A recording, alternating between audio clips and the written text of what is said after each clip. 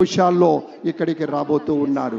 భూమి కోసం, భక్తి కోసం, పేద ప్రజల విముక్తి కోసం నిరంతర పోరాటం, ప్రగతి కోసం, ప్రజల కోసం నిత్యం విజ్ఞాన రథం ఆయన గళం. చంద్రబాబు గారి విజయం, వ్యక్తిత్వం ఎప్పుడు కూడా తప్పనటువంటి విషయాల్లో ఇక్కడికి రాబోతూ ఉన్నారు. భూమి కోసం,